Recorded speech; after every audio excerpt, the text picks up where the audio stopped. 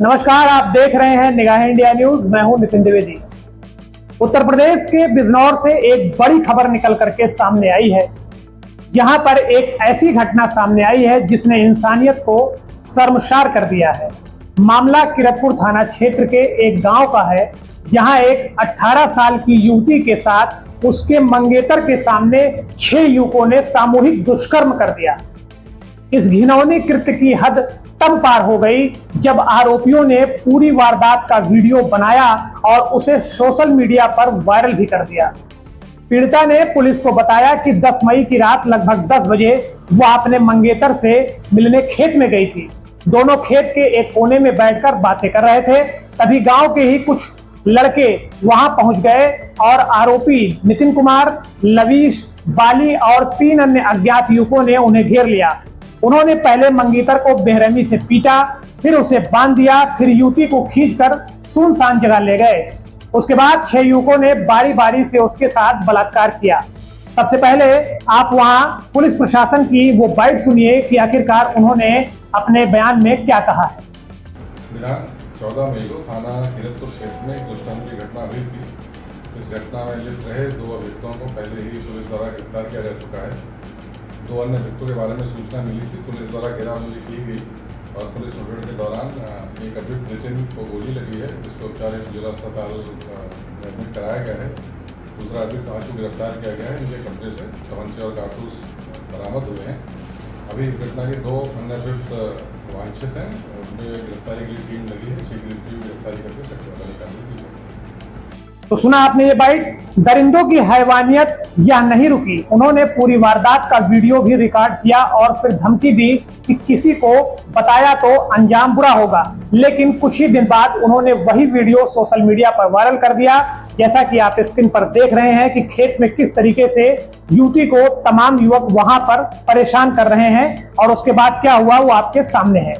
जब यह वीडियो गांव में फैला तब जाकर युवती के परिवार को पूरी घटना का पता चला। पीड़िता ने बताया कि वह बहुत डरी हुई थी और इसलिए उसने पहले किसी को कुछ नहीं बताया। लेकिन जब उसका वीडियो वायरल हुआ तब हिम्मत जुटाकर किरतपुर थाने पहुंची और अपनी शिकायत दर्ज कराई। पुलिस ने मामले की गंभीरता को देखते हुए त्वरित कार्रवाई शुरू कर दी है। युवती की तहरीर पर 6 युवकों के खिलाफ सामूहिक दुष्कर्म, अपहरण, मारपीट, IT एक्ट और धमकी देने जैसी धाराओं में मुकदमा दर्ज किया गया है। नामजद आरोपियों में नितिन, लवीश और बाली के अलावा 3 अज्ञात युवक शामिल थे। लेकिन जांच के दौरान पुलिस ने अन्य 3 आरोपियों की पहचान आशु, रॉबिन और बिट्टू के रूप में की है। पुलिस अधीक्षक अभिषेक झा के नेतृत्व में कई टीमें बनाई गई। सबसे पहले लवीश और बाली को गिरफ्तार किया गया। इसके बाद नितिन और आशु को प्रदेश छोड़कर भागते समय मुठभेड़ के दौरान गिरफ्तार किया गया है। इस मुठभेड़ में नितिन के पैर में गोली लगी है, जिसके बाद उसे जिला अस्पताल में भर्ती कराया गया है। वहीं पुलिस को आरोपियों के पास से एक तमंचा और कारतूस भी बरामद हुआ है, जिसमें साफ होता है कि आरोपी किसी बड़ी वारदात की फिराक में थे या फिर गिरफ्तारी से बचने के लिए किसी भी हद तक जा सकते थे। हालांकि 4 आरोपी पकड़े जा चुके हैं, लेकिन 2 आरोपी रॉबिन और बिट्टू अभी भी पुलिस की गिरफ्त से बाहर हैं। पुलिस अधीक्षक अभिषेक झा ने कहा है कि इन दोनों की तलाश के लिए 3 विशेष टीमों को लगाया गया है।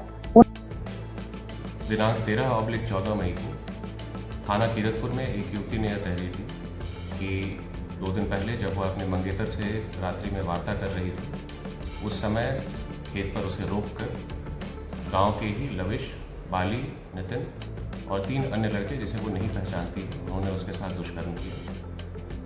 इस सूचना पर तत्काल FIR पंजीकृत की गई और लविश और बाली को तत्काल गिरफ्तार किया गया है। जो 3 अज्ञात अभियुक्त हैं उनके नाम क्रमशः रॉबिन, आशु और बिट्टू के तौर पर प्रकाश में आए हैं। शेष सभी अभियुक्तों की गिरफ्तारी के लिए इसमें 3 टीमें लगाई गई हैं और यथाशीघ्र उनकी गिरफ्तारी सुनिश्चित की जाएगी। उन्हें जल्द से जल्द गिरफ्तार कर लिया जाएगा। इस घिनौनी वारदात के बाद इलाके में भारी गुस्सा है। लोग खुलकर आरोपियों के खिलाफ प्रदर्शन कर रहे हैं। वे मांग कर रहे हैं कि आरोपियों को फांसी दी जाए।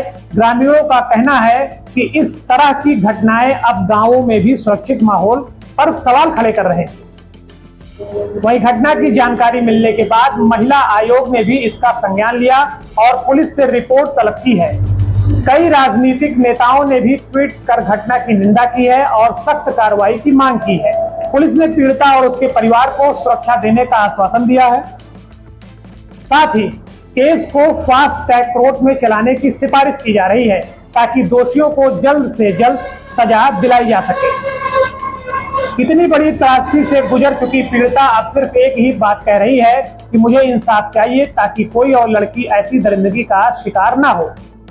इस पूरी घटना ने फिर एक बार समाज को सोचने पर मजबूर कर दिया कि आखिर हम कैसे जी रहे हैं, जहां एक युवती को उसके मंगेतर के सामने दरिंदे नोच लेते हैं और हम केवल कानून की धीमी प्रक्रिया का इंतजार करते रहते हैं। अब वक्त है सिस्टम को इतना सख्त और तेज बनाया जाए कि अपराधियों को अपराध करने से पहले 10 बार जरूर सोचना पड़े।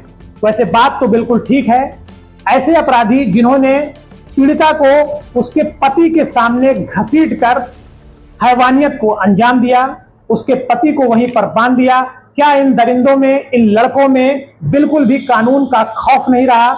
उन्होंने सिर्फ युवती का बलात्कार ही नहीं किया बल्कि समाज में ऐसे डर को कायम किया है कि अब समाज में औरतें बाहर बिल्कुल सुरक्षित महसूस नहीं कर सकती हैं। इस घटना के बाद वहां पर जो माहौल बना है, ऐसे लोगों को सख्त से सख्त सजा देनी चाहिए, त्वरित कार्रवाई करनी चाहिए। पुलिस को तुरंत एफआईआर दर्ज, जांच पड़ताल कर इनको तुरंत जेल भेजना चाहिए और आगे भी इनके लिए सख्त से सख्त कानून के तहत इनको सजा दिलानी चाहिए। दोस्तों, अगर आपको ये वीडियो पसंद आया हो तो लाइक, शेयर और सब्सक्राइब करना ना भूलें। ऐसे ही लेटेस्ट अपडेट के लिए आप हमारे साथ जुड़े रहिए, देखते रहिए निगाह इंडिया न्यूज। मिलते हैं अगले वीडियो में, तब तक के लिए जय हिंद।